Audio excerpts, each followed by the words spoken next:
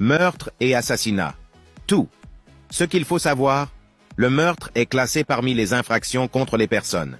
Il se définit comme le fait de donner la mort à un être humain, soit volontairement, soit involontairement. Le meurtre, c'est l'homicide. Il désigne tout acte ayant conduit à la mort de la victime, que cet acte soit intentionnel ou involontaire. Différence entre homicide involontaire et homicide volontaire.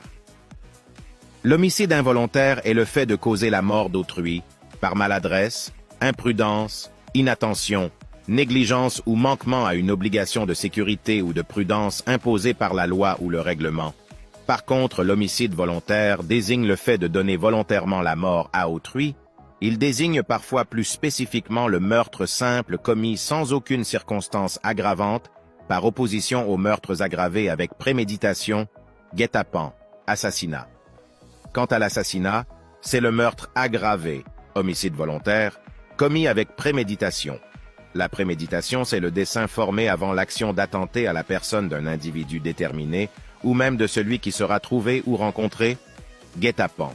Il consiste à attendre pendant un certain temps dans un ou divers lieux un individu soit pour lui donner la mort, soit pour exécuter sur lui des actes de violence. Il suppose la préméditation et un fait principal, mais à l'inverse, la préméditation peut exister sans guet-apens. Pour qu'il y ait homicide, il faut la réunion de ces deux éléments constitutifs, élément moral et élément matériel. L'élément moral fait référence à l'attitude psychologique de l'auteur vis-à-vis de la commission des faits réprimés par la loi pénale. L'auteur peut avoir agi avec intention ou par imprudence ou négligence. La faute est dite intentionnelle ou non intentionnelle, homicide involontaire. L'élément matériel, il suppose un acte déterminé sur la personne d'autrui.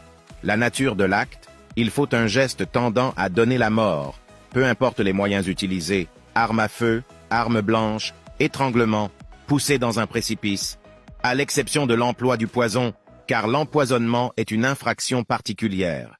Pour parler de meurtre, il faut un acte positif tendant à donner la mort. Il faut que la personne de la victime soit une personne humaine. Il faut que la victime soit la personne d'autrui. Le fait de se donner la mort n'est pas considéré comme un meurtre. Il y a certains pays dans lesquels la tentative de suicide et la provocation au suicide sont punissables. Notez bien, la tentative de meurtre sur un cadavre est une infraction impossible, mais punissable au regard de la loi pénale. C'est lorsqu'une personne essaie de tuer quelqu'un déjà mort en pensant qu'il ne l'était pas. Ce qu'il faut souligner, l'assassinat est un meurtre commis avec préméditation, guet-apens.